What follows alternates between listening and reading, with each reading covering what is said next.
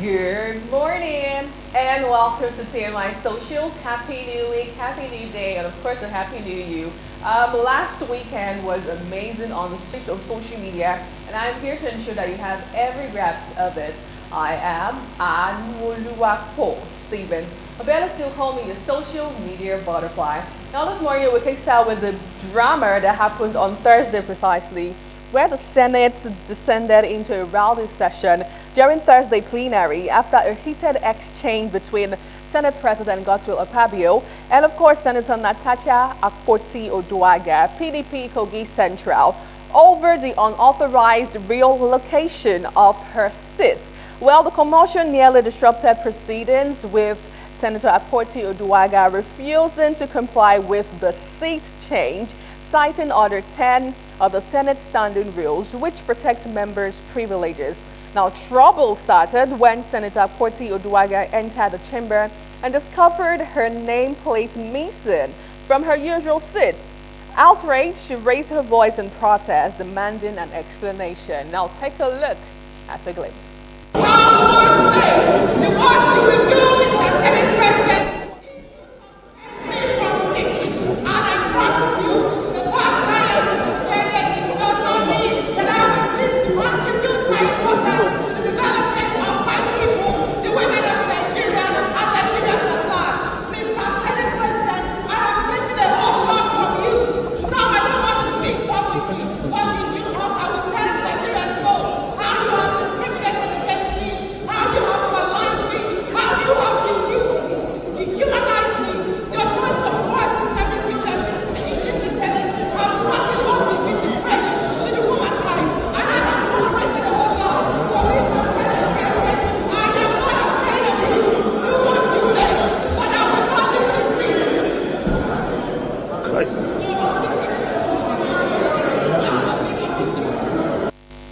So now basically what trended was, I am not afraid of you, Senate President, and I mean, sparked a whole lot of reactions on social media. Now before we move over to an old video of Senate President Godswill Akpabio doing the same thing during Bukola Saraki's then Senate President's time, let's have a couple of tweets on what you've been saying on the story. Well, this user says, "Nice girls don't get the corner office. Way to go, ma'am. No gree." Actuality of Ache says on Instagram. Another user tweeting on the story says, "Why would he send her away? When you send a senator out, you send the people she represents away. She didn't do anything bad. She has the right to air a view. She didn't insult you or anyone. Why would she be interrupted?" Okay, couple of questions there. While still on the story, a couple of other tweets. This user says, "Thank you, Natasha, for speaking up for yourself and your people." She quoted one of the laws guiding the Senate, but he ignored, and he's calling for suspension when she's on her right. Laugh out loud.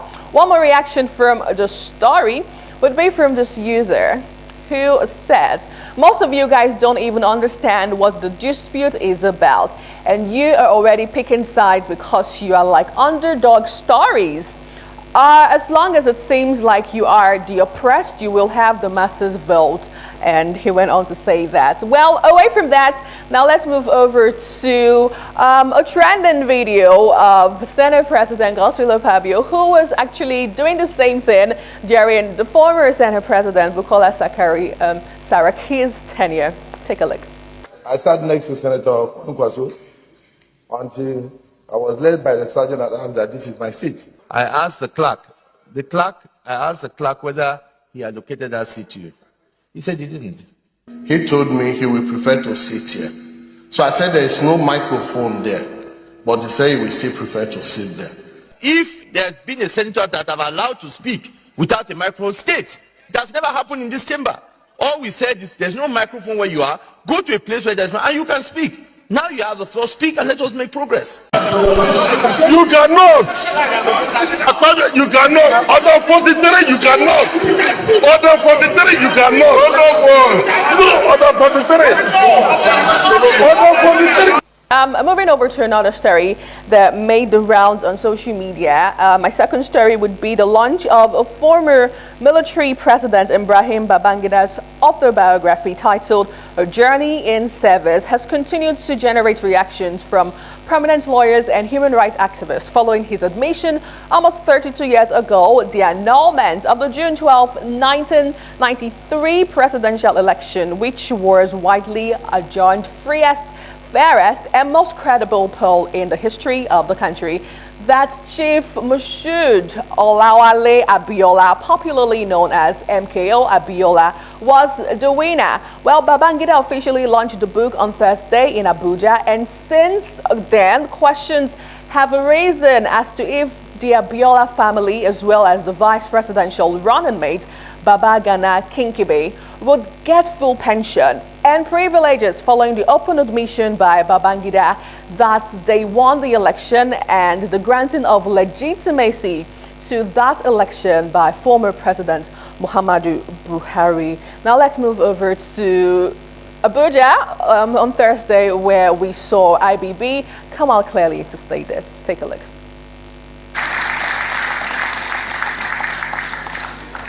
As the leader of the military administration, I accept full responsibility for all decisions taken under my watch.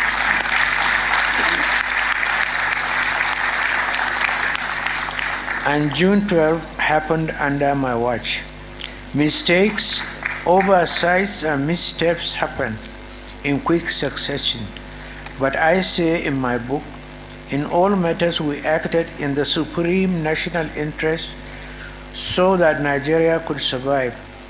Our nation's march to democracy was interrupted, a fact that I deeply regret, but Nigeria survived and democracy is still alive, a testament to our resilience and commitment to progress. This book is part of my personal story of that encounter with national history. I did not travel alone.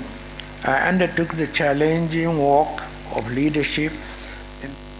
Indeed, democracy is still alive. Now, the highlight of the events that happened at Transcript in Abuja was when the former vice president, who happened to be the reviewer of the book, did say something that got the president, Bola Tinubu, laughing. Take a listen. And then, of course, there's a gentleman here who was an elected senator in 1992 in the course of Babangida's transition program.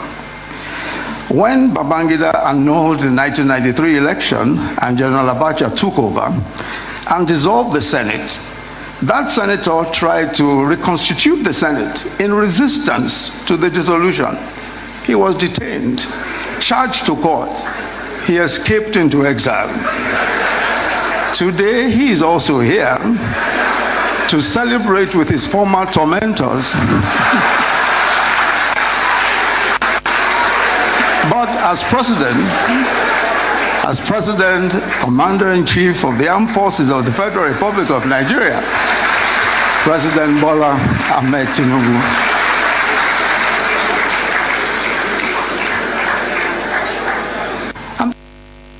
Well, tell me about the irony of life. It's good to see that you could all sit down and laugh out loud about what happened a couple of years ago, 32 years ago, anyway.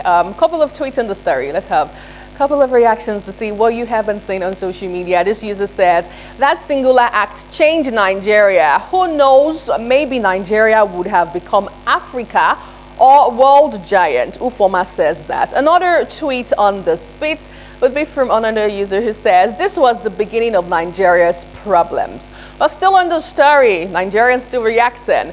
No matter what happened to you in life, don't let them kill you, cause that person way that lost. I can't wait to read the book because it was alleged that there was U.S. envoy in the country when that happened. Hopefully, IBB won't mind words. And finally, on the story would be from this user who says, politics is a game of interest. Stop killing yourselves for politicians. I feel like that's the motivational quote for today. And we get to wrap up TMI Socials with that one. And also, this morning on ITV, from all of us, thank you so much for joining us. I am Anuoluwapo Stevens. We'll see you tomorrow. Have a great day.